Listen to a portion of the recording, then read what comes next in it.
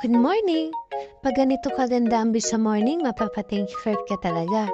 Siyempre, hindi lang naman yun ang dapat nating ipagpasalamat sa Diyos, kundi ang buhay natin at ang masayang pamilya. Today is our second day here in Ayonian, at lalo akong naami sa ganda ng sunrise, na sinasabayan pa ng malamig na hangin habang nagmamasid ka sa view. Nabanggit ko sa unang vlog na hindi crowded dito. Meron kasi silang specific na bilang lang ng guests. Sa mga nag-message at nag-share ng una kong vlog, salamat po. Pwede po kayo mag-direct message sa page na ngayon yan for more info na din. Ito na yung pinaka-favorite ko sa morning, ang breakfast. Hindi naman ikaw magsisisi kasi malinamnam at malasa bawat luto nila dito.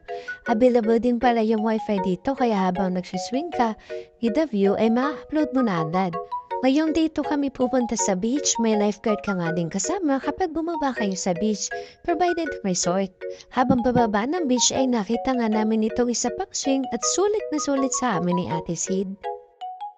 Malinaw at mababa pa ang tubig sa beach na pagbaba namin, kaya super na-enjoy namin ang sand na nasa gitna ng tubig.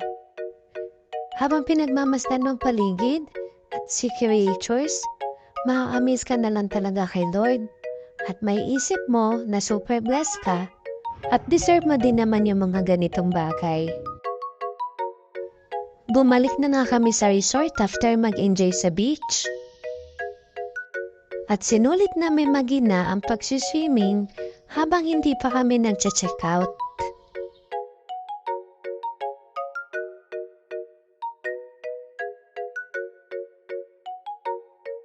Everything about the Ayonian was exceptional.